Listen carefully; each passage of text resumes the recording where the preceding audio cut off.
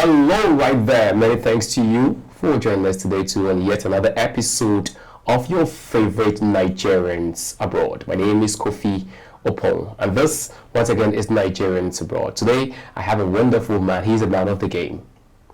The first time we met, it was on the pitch, on the court actually, but today we are off the court and we are in the studio. He's the captain of the Nigerian basketball team here in Ghana, and he is also a philanthropist. He's doing so much good. He founded the 82 International Waters Foundation. We're going to talk about it, and we're going to get to know Valentine Chukwu Ebuka more here on Nigerians Abroad. Hi, Valentine. Hi. How is it, sir? Everything's going well. How's your side? Well, fine. Only that the last event or the tournament we participated in, the results of the game was not so cool. So, I mean, such is life. Such is life. Because a little bit, but we're okay. Yes, we are. Yes, we are. I want us to begin our discussion by understanding the name. Sometimes people find it difficult to understand Nigerian names, right? Yeah. So the Valentine we know, but the Chukwu Ebuka. God is great. Chukwu, God. Ebuka means big or great. So whichever interpretation is either God is big or God is great.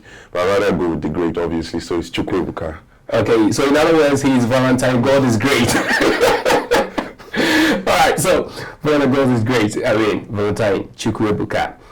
Let's start. Coming to Ghana, the decision to leave your homeland, Nigeria, and travel to Ghana. What happened? Or what informed that decision? Well, in not speaking, I'm not like they say, the apple doesn't fall far from the tree. My dad I'm living the exact same life he lived in the 90s, which was one that didn't mean that he stayed in one place. He moved around a lot. And I don't know all the places he has been to necessarily, but I begin to find them out as I move to my own places. And one of the reasons I moved was just because staying in a single place for many years doesn't do me well. It doesn't at all. Like, there's every country or environment, there's a ceiling to every country or environment, in my opinion, from my own experience. And staying in Nigeria for 5 years, I had exceeded that ceiling. And the only way to make sense of still being in Nigeria was to leave Nigeria and go back, if that were ever the case. Okay. So how many places or countries have you been so far? Well, I was born in Nigeria. Then we moved to the UAE in 2003. Then we moved back to Nigeria in 2016. Then we stayed in Nigeria from 2016. Then in 2021, if I'm not mistaken, was the first time I came to Ghana, and I came here on a visit, so just to check the place out, because you hear a lot of things about it. And to be honest, we tend to undermine this country.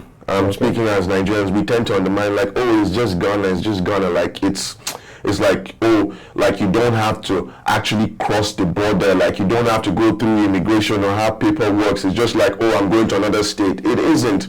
The way we presented it, at least to me, the way I took it from the way we handled it, was like, oh, it's just there.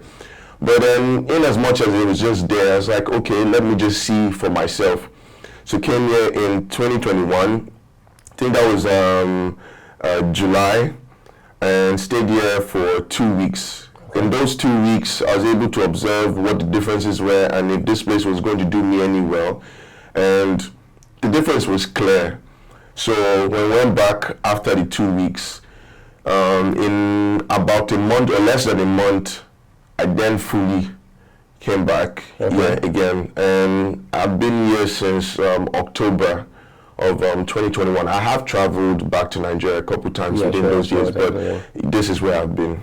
All right. So we will come to your stay in Ghana when you first came back. You mentioned that around 2003. Yes, that's correct. You and your family moved to the UAE. Yes, that's correct. Right? Could you remember? I know that most definitely you were a bit younger at the time, but I mean, your experience living in the UAE. Here we are telling the stories. I'm a twin to a girl, and then I have a younger brother who's 3 years younger. So he moved first with my mom He traveled there. He moved in 2002 with my mom, and my sister and I were still in Nigeria. So we moved in 2003 together.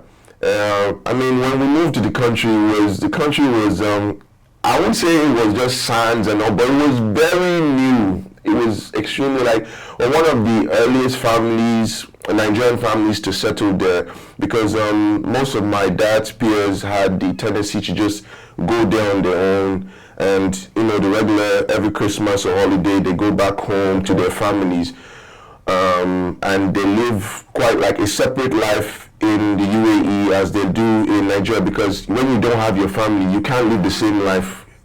If I have my family around, I wouldn't be living the same life I would if I didn't have my family around. Yeah. So my dad, he was one of the few people that actually had his family very early on, like immediately. He didn't have any. He was ambitious to move us as quick as possible. He didn't want to live where, he would live there, and after many years he would now bring us. No, he did it almost immediately. And the country, remembering that stage particularly is very nostalgic, because it was like in its purest form. There was no dent, there was no, when you go to a place where not many people are, you get to experience the best of the best. Okay. Because once you now start having plenty people come in and flocking, that's when you're going to have, this person did this, that person did that, and it starts to get complicated. So the early memories I have about us being there is just, it was beautiful, to say the least. Like it was proper. It was obviously, as the years went by, more families started coming, more migration. It started getting a little more complicated. Yeah. Even as a child, we knew that, things were getting out of hand, which wasn't a surprise, and still isn't a surprise till now when we hear of the new developments. So, do you have a story that you could recall and would want to share? I mean, whilst you were there, maybe school days or something? Well, school days, we went to this school called Apple International School. We started this school when the school was in a relatively small building in 2003. There were only 3 African families, and none of which were the same African countries. It was like my sister and I, and were Nigerian. The other one I think was Ugandan, and then the other one was some other Eastern African country. So we're very diverse, but obviously it was there. Growing up, obviously there's what we know today, the whole racism, the this, the that. We experienced those, but wasn't to the point where it was like life-threatening or anything like that. It was just basic thing. Kids can be brutal. Regular, we all know kids have no filter. So we went through that, being one of the few only African kids in the midst of that many other cultures. So it was an interesting time, and then we were part of those who built that school. I wouldn't say built, because I think it gives credit to us, but I think we're one of those who actually started. Yes, because the school was very small. Like the building they used was very small, and then we watched them go to a bigger land. The transition. Yes, the transition, and we watched them go to a bigger land, and that's when we had we were still relatively the only 3, and then we had another. I remember particularly one of my friends back there in the 3rd grade. He was from Seychelles. The only person I ever know that is from Seychelles, to be honest, because I've never met anybody else from Seychelles. So then one of the things that stood out to me about him was he was the first person I knew that was ambidextrous. I didn't even know what that word meant then. But he didn't use that word. He just said, because I would often see him write with his left and sometimes with his right. So I was confused. I was like, what are you? Then he was like, he can just use both. Being kids then, we obviously didn't use the word ambidextrous, but now that I grow, I was like, he was ambidextrous, and it was very, very impressive, because he's the only person from Seychelles I've ever known. I don't even know what in contact with him. No, unfortunately not. It happens to be. I mean, it happens to be the time where internet was not a thing. Yeah, so we're younger too. what? He left the school. If we're in the term, he left the school around like I think in 2007. So, or somewhere around 2007 or 2008. So right before the Facebook era. So I tried looking for him. With the way you're talking, I'm not cutting you, right? With the way you're talking, sometimes you miss some memories. Oh, I absolutely do. Absolutely do. A lot of memories. You don't. I don't take those for granted. I absolutely do. The friendships you make, those stages, they're very critical. You see, when I still keep up with, at least I still see many of my school folks, and most of them that were together then are still together now in friendship. They're still 100%, close, and I don't see it necessarily as a surprise. Say, oh, that's life. You can't just grow apart from everyone. Those are your early memories, and I hold them very dearly to me. All right, well, that's fine. So it was a wonderful time in the UAE. Oh, it was. We came back to Nigeria in 2013. 2016. You came back to Nigeria in 2016. Yeah, that's October of 2016. I mean, the first time you came back to Nigeria Horrible. after living. I'm sorry, horrible. It was horrible. It was when it's not to speak down on anything, but in all honesty, when you come from that, it's black and white. There's no in between. Okay. You can't move from there. It was complete black and white. There was no gray area. And I will never forget, and I tell this story all the time. The first night we landed, it was my sister and my brother. Just the three of us were traveling. Now, it's going to get a little confusing, so I'm just going to try and put context to every time I have a timeline. My parents are together. We're all together. We're good. But my dad's work is in Dubai, and so we all lived in Dubai. But in that 2016, he had some business going on that obviously links into Nigeria, and so he went to Nigeria in 2016 to pretty much set up the home, because we now had talks of us, his kids, going to Nigeria. Okay. I didn't fancy the idea. As a matter of fact, I opposed it.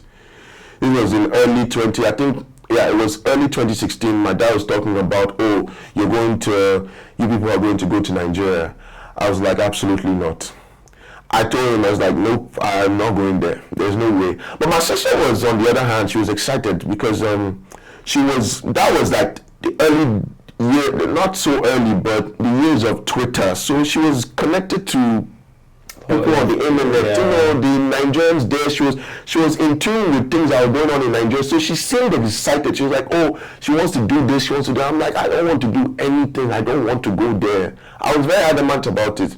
I think we were supposed to travel earlier in 2016, but I insisted. I'm not saying it's because of me we didn't, but I was like, okay, at least if we want to travel, can we travel after May?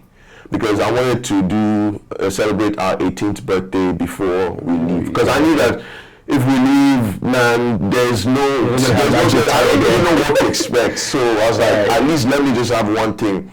And so we did. After May, we now started the preparation. My dad traveled back to Nigeria first. He set up the house and everything. And then he was ready to receive us. And then we moved to Nigeria in that October. My mom was still in Dubai as of that time, so we traveled on our own. Everywhere was fine until we landed in Nigeria. That was the airport that now gave us the problem. We're talking about this, they saw that we were new to this, we were kids, so they tried to take advantage. But my dad, being smart and knowing the system, one way or the other, he was able to be in the airport, because the airports in Nigeria don't let you in. Especially, you receive your guest outside. But one way or the other, my dad was able to be in. The first question I asked myself is, why was everywhere so dark? It was so dark, and I was like, where are the street lights? Like, what's going on here? And I just kept quiet through the whole trip back home. My dad was obviously concerned. He was like, oh, because he was making conversations, but the only person responding was my sister. My brother doesn't have it. It's not in his nature to talk much. And knowing I'm the one who talks the most And I was quiet. It was like obviously concerned. So he was like, "What's wrong?" I said, "Oh no, nothing wrong." But I was like, "Ooh, this is scary. This is scary." I slept down. We got home that night, and when we got home, there was no power, so we didn't have any light. But my dad to you. Hey man! But my dad immediately turned on this noisy thing that I found out the next day was a generator. I was like, what in God's name is this thing that makes so much noise? But in the morning, I woke up, I was in so much denial of my reality that how can you wake up in a new environment and still you haven't caught up to the fact. I woke up, I was like, oh, finally that dream is over. Oh, that was a bad nightmare. And then I got up. It took me to look out my window. So it didn't take me to, like, that's the level of delusion I was in, that it didn't take me to getting up and actually looking through the window and seeing that the outside was not the same outside that I was used to. That was when it hit me that, okay, this is my new reality. And after that, everything else that followed, but that it was not it. Like, it's not a good memory. But the good news is that you were back home. Yes, I guess we can call that the good news too. All right, so so from 2003 through to 2016, Valentine had lived outside of Nigeria for about 13 years. That's correct. And then he's back home. And later, along the line, he says, I will come and settle in Ghana. We'll go for a quick break. When we come back, we're traveling with Valentine Chukwu Ebuka, and he'll tell us the story how he settled in Ghana, and then we go to 82 international waters. Stay here. We're back shortly.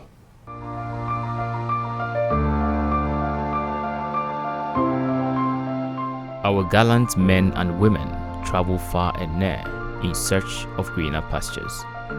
Many stories are told of them, full of lies or less truth. But a new era is here for us to tell our own stories, full and not in parts, in truth and not in lies. An opportunity to add our voices to the developmental discourse of our own motherland, even from the diaspora. A dedicated platform for Nigerians living in the diaspora and making their motherland proud. So join us on Nigerians Abroad, Inspiring Generations. Oh yeah, thank you very much for staying with us all through the break till now. Let me please encourage you to please subscribe to this channel, like the videos, share it, and leave your comment. We like that so much. We would want to read your comment. We're still with Chukwu Ebuka Valentine. He is the captain of the Nigerian basketball team here in Ghana. And he's telling us his story. Now we go to coming to Ghana. First, it was a visit. You stayed for 2 weeks. That's correct. You went in a month. What brought you back again? What brought me back was after a month. Maybe you found a woman here that. Oh no! It was the life. You see something that would just make things a little easier. Nigeria has plenty of opportunities. It's blessed, but we don't all succeed the same way. And it's ironic because my brother has come here, has gone back to Dubai again and gone back to Nigeria. He keeps going back to Nigeria and he's finding his success in Nigeria. So there's nothing about not having your success there. But for me, it's not just about the success, it's about just being able to be at peace. I wasn't finding that. It wasn't, I just wasn't finding, personally to this day, I can't sleep with a generator switched on. I cannot. So that alone tells that I can't really stay. And not all parts of Nigeria obviously use, but like for most part, for someone like me who's not going to afford the luxuries, generators are going to be a go-to. And that's one thing I couldn't live with, because I just couldn't live with it. And then there was the, how do I put this? I came here, the power, and everything just seemed different. Everything just seemed slower. And for the first time, I accepted and wanted to be in a slower system. Lagos, where I stayed and lived, was a little too quick. Like, it was very, very fast. Everything was very, very fast. And even though that's become a part of me, because I struggled staying here in Ghana after coming from Lagos because of how quick things were and how sort of slower things are here.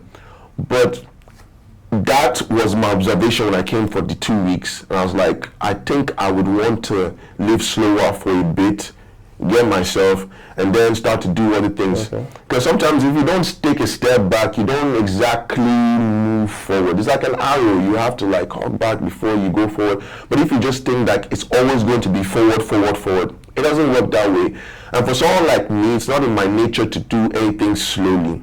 It's not in my nature to take anything slowly. So to make the decision that I was going to be in an environment where it's going to allow me to slow down was very huge, and obviously meant that I was desperate to actually go further, and I wanted to do it in the purest form and not at the expense of probably my health. Okay. So now in 2016, you came to Ghana. 2021. 2021, yeah, yes. 2021. That's about 5 years after you stayed in Nigeria. Nigeria, you That's came to correct. Ghana, and how has it been? Yeah, in Ghana. Yes.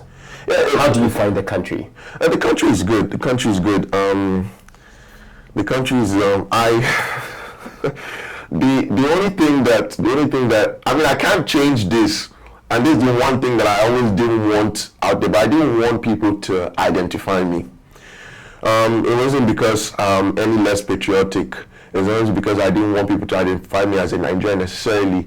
But I just didn't want people to identify me because I wanted to know how people are being treated generally. Wow. Okay, so fine. Could you now share with us some of the challenges you face as a Nigerian living in Ghana? Not having any family. Yeah. Okay, as a Nigerian living in Ghana, not having any family. The challenges you face. That's been the number one, because you come here, you are alone, and obviously we were starting to see where many of us abroad are talking about what the loneliness does, how it causes depression and all that stuff.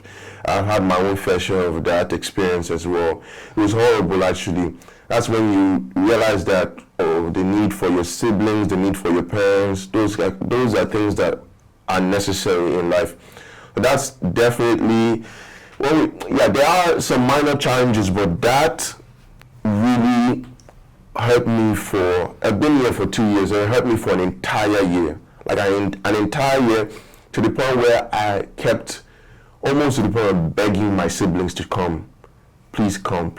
Oh, I have a place, you can come, you can do this. Like, I was pretty much encouraging them to come. I gave them reasons that, you can come, especially my brother, because I knew that he's more inclined to want to move just out of nowhere. But my sister is more, like, okay, what do I, she's a little more calculated. While my brother, even though he's as calculated in his own way, but he'll take the risk.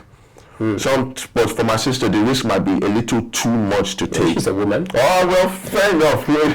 I guess you're saying that way, fair enough. But yes, not having my family was definitely the biggest struggle that I've had. Wow.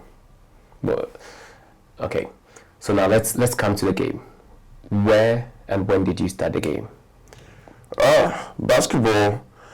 I was playing basketball since I think since middle school, which is like since 2006 or 2007. But I used to run the track. Okay. I used to run the track a lot. So through 2003 to 2009, I ran the track. That was my primary sport, which was the 100-meter race, the relay. That was my primary sport. Basketball was also something along the line. Football was also something along the line. That was when I thought that, okay, I think I'm built to play sports. So you're a real sportsman? Oh yeah, from way back. So I was like, okay, I think I'm built. Obviously, like most of us, we play sports being young, and we have this aspiration that, I'm going to go pro. But I was convinced that I was built to play sports, because I don't think there was any sports necessarily that I didn't try, because there was, like I said, there was track, there was football in between, there was basketball in between, there was also swimming, there was badminton, and there was also dodgeball.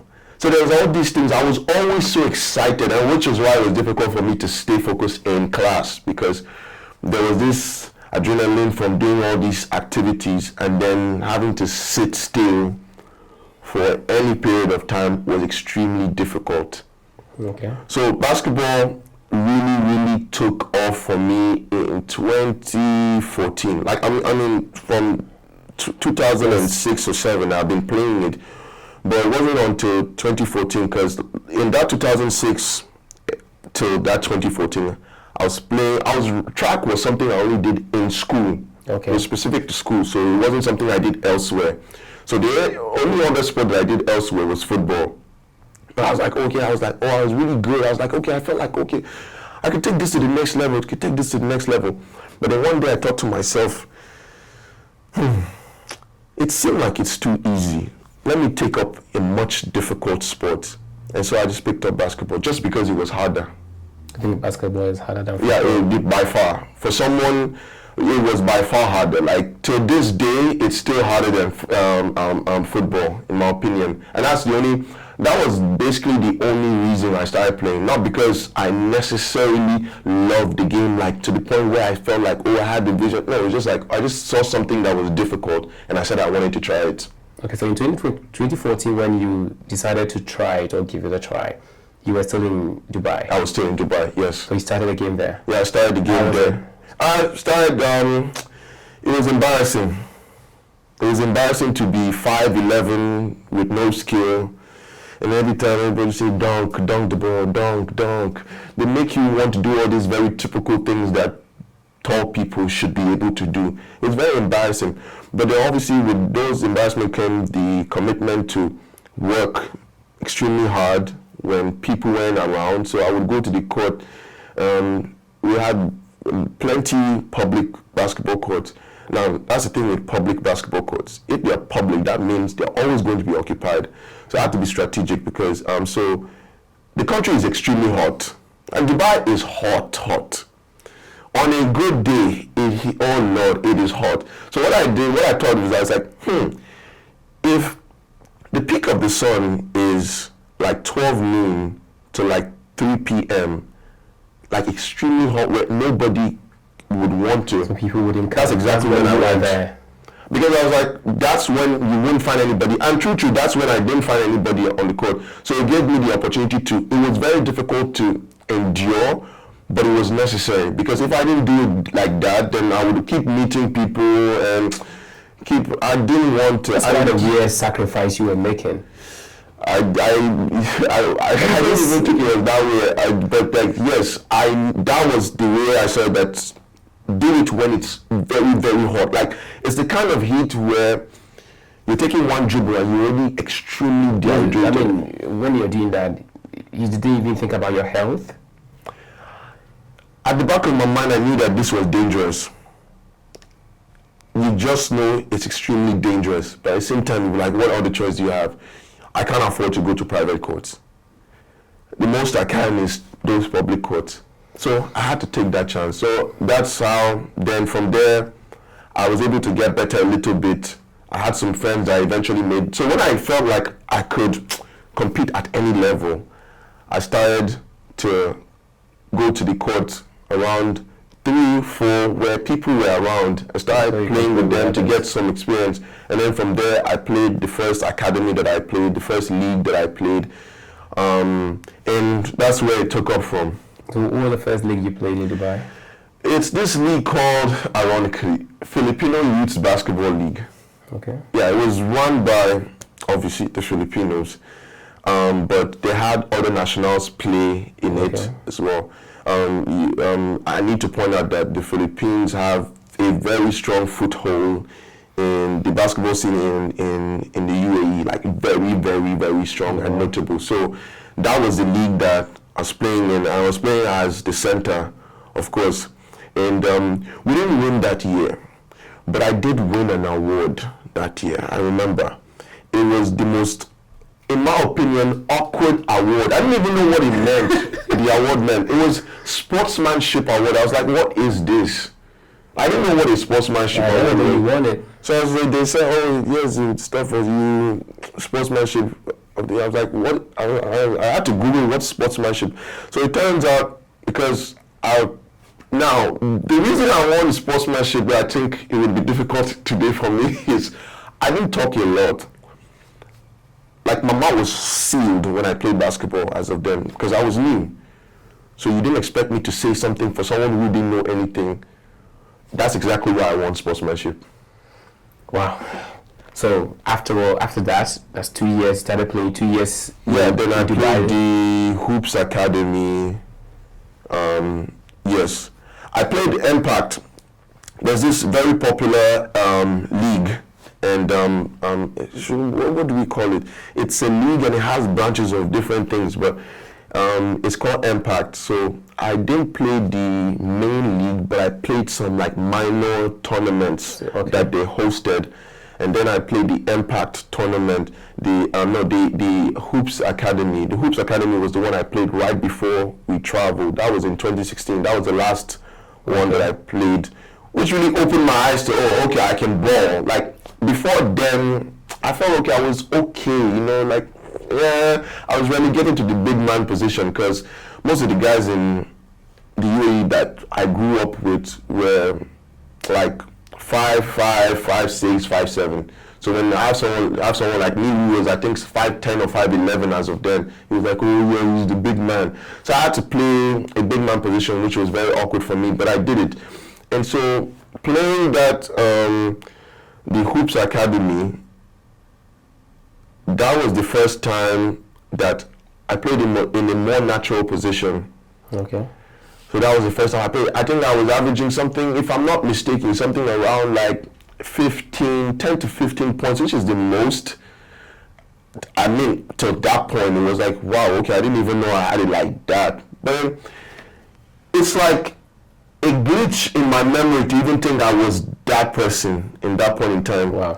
Because since then, I've played more. There are only 5 positions, but one way or the other, I've always managed to play primarily the center or the power forward, the center or the power forward. That season was the one season I played as a 3, which is the small forward. The small forward usually allows you a little more freedom to take a little more extra shots, that kind of thing. So that feels like a glitch in memory because I haven't played that position since then. So it's one of those things that, oh, it happened, but I wish our games were recorded. I think they were recorded, but I think they were recorded like Facebook Live. I tried fishing them out, but never find them out. Right. Okay. So fine. Now you're back in Nigeria. Did you play in Nigeria when you came? 5 years in Nigeria. Were you? Yes, I played in Nigeria Division 2. It was exciting. It was exciting because we are tough. My God. We are brutal. Like, our players are built like they were made to play in the 80s or the 90s. Nigerian players are not, it's only till now you can see flair. I mean, not only, but as someone who have lived there, like in 2016, so it wasn't till now that I'm seeing a little more flair with our game, which I would say resembles the modern basketball. But then, my God, Nigeria was strength to strength, just kill you. Like, if you don't eat well, you don't gym, you can't make it. Like, you have to be physically tough because you take some blows, it was unbelievable. So we played in Division 2. We played multiple tournaments as well with the VGC Pitbulls. I wasn't a starter. I came off the bench. And to this day, I say one thing. I don't think a lot of coaches know how to use. I really do not. It's very confusing. I understand.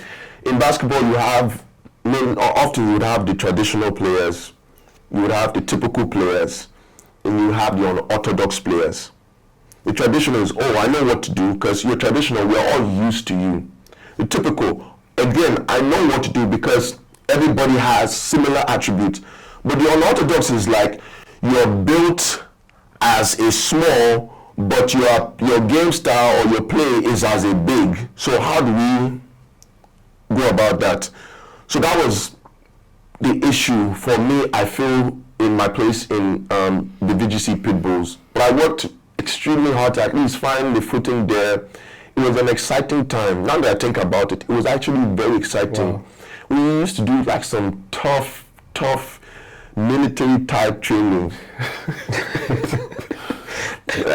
And we used to be consistent. I think definitely the first time I was in a basketball system that did not miss practice. They didn't joke. Our coaches didn't joke with practice. Okay. We practiced. I think it was 2 days a week, or I think it was Twice a week. I think it was 3 times a week. But either way, there was only one break in between.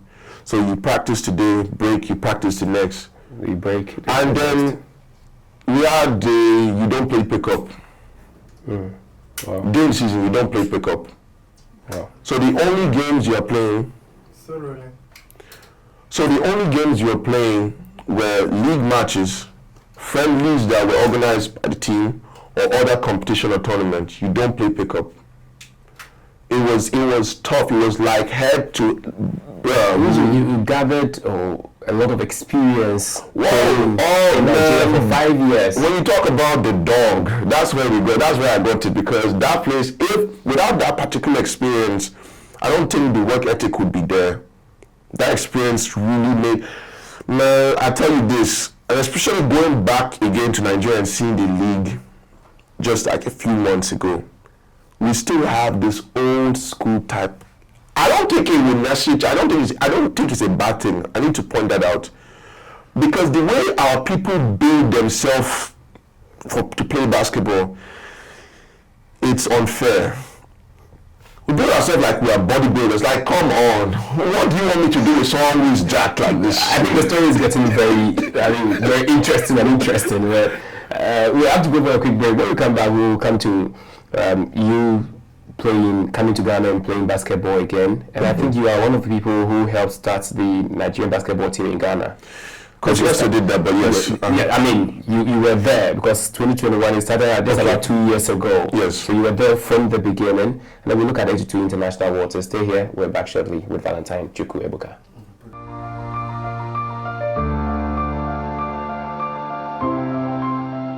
Our gallant men and women travel far and near in search of greener pastures. Many stories are told of them, full of lies or less truth. But a new era is here for us to tell our own stories, full and not in parts, in truth and not in lies. An opportunity to add our voices to the developmental discourse of our own motherland, even from the diaspora. A dedicated platform for Nigerians living in the diaspora and making their motherland proud. So join us on Nigerians Abroad, Inspiring Generations. So after that wonderful and exciting experience back in Nigeria, where Valentine stayed 5 years, coupled with military training, even though basketball was the chosen profession, he's back in Ghana, or he is now in Ghana. And we're talking the game with Chukwu Ebuka Valentine on Nigerians Abroad. Valentine, now you are in Ghana.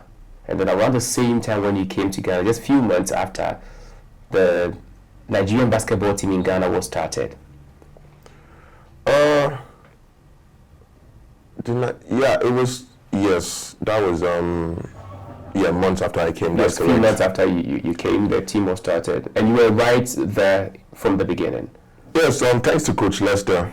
He just reached me and he said wanted us to play, and I was obviously surprised, and I was actually, to be honest, every time I think about the first time he hit me up to ask me to represent, I was very, very happy, because I've always wanted to. On whatever level, I've always wanted to. So when he said, oh, there's an opportunity, I was like, yes, of course I'll do it. I wasn't going to say no to put on our colors. Absolutely not. Yeah. And so how has it been? How has the journey been? I mean, starting something afresh, anew. How's the journey been? It's been exciting. I didn't even know, we have a lot of elite players here, but like I said before, they're like diamonds in the rough. They're hidden. Some of us are doing a very, very good job of hiding our identity. I'll tell you that. I didn't even know some of my teammates were Nigerians. I did not. But it's not because they're shy of being Nigerians or ashamed of being Nigerians. It's just they were just there. They just blended into the society that they're in. Okay. And it's not everyone that is going to be like myself or some other of our teammates that are going to be very out there being Nigerians. So there's nothing against them. It's just that I didn't even know some of us were Nigerian. I was like, so when we're putting the team together again for the second time, and the invitation was kind of out there, then then Coach Les and I were getting all these, oh, we want to play. I'm like, oh, you. And it's not that we didn't pick and choose, but we're like, I didn't even know you was Nigerian. Like, I didn't even know. So it's the experience overall, especially the second time. The first time was a little rushed. Yeah. We didn't, in 2022. Yes, we didn't have adequate preparation. It wasn't the fault of anyone necessarily, because it was just the distance, the timing, funding. We have to acknowledge the fact that this is all out of pocket. So the fact that anyone would go to training anywhere is out of pocket. So it was sort of like a last minute thing. Everything was it just seemed rushed. But the second time, the experience was far better, because for me, I actually got a chance to blend in with the team. Like, I got the chance to know my teammates. The first time it was just like, we're just there. Okay. But the second time, got to know my teammates.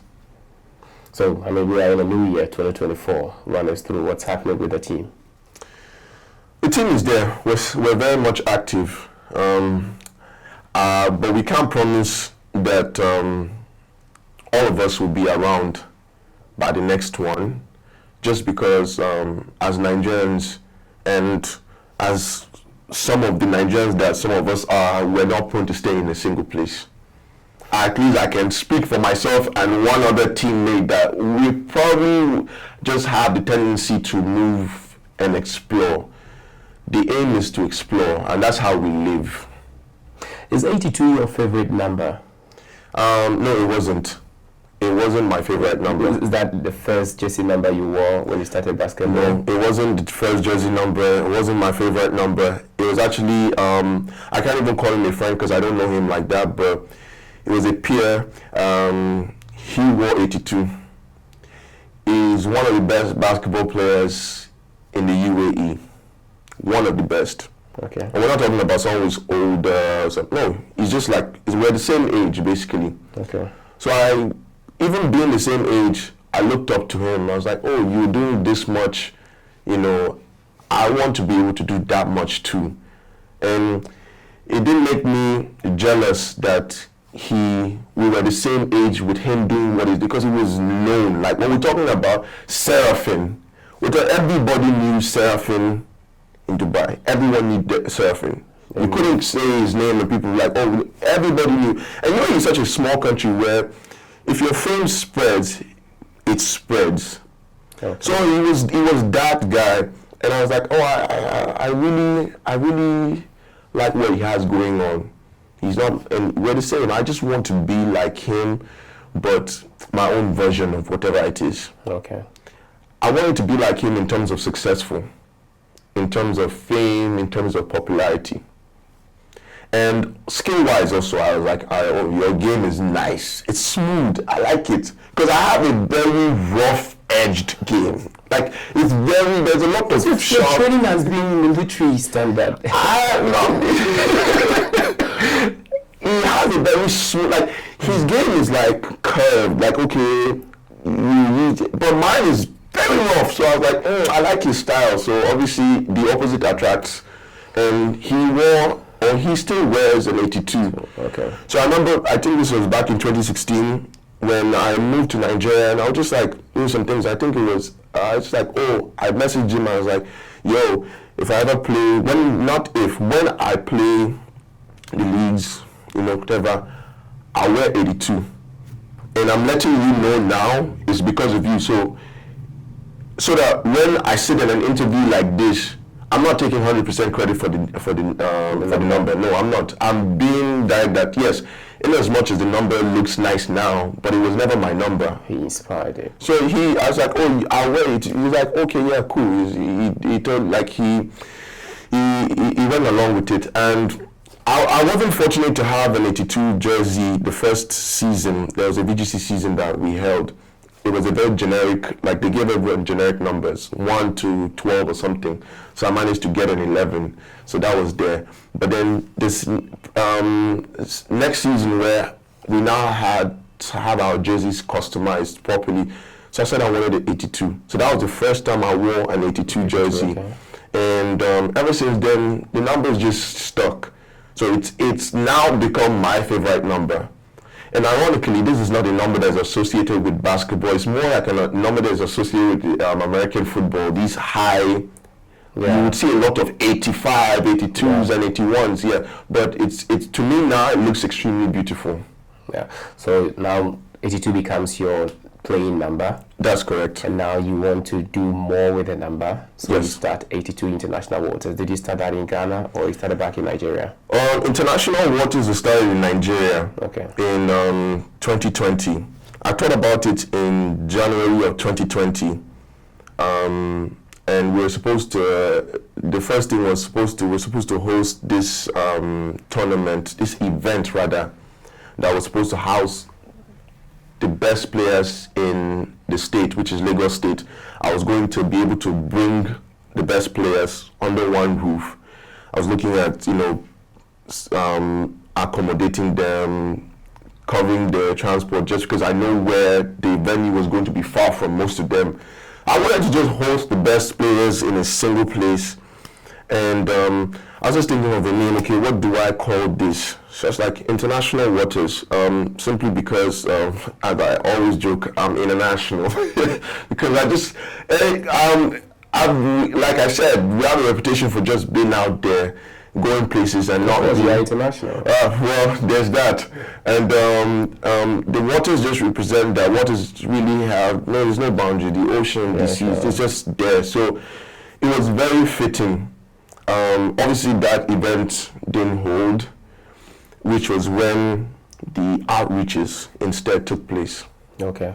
The international waters was the event was supposed to be for April. Lockdown came. Yeah. The COVID came, COVID-19. lockdown came, and I'd already crowdfunded some money, and so I was like, what am I supposed to do with this? I don't want, and if there's anything I learned from my dad is that you don't joke, you don't play with public money, because that's the quickest way to ruin your reputation. If the public gives you a certain amount and you cannot attest for how that certain amount has been spent, you lose public credibility. So it's like, what do I do? I can't just stop something that I started. So obviously through the lockdown, I was strategizing, and then my woman and I thought of outreaches, because she does outreaches where she runs non-profits where she is, along with other social justice work.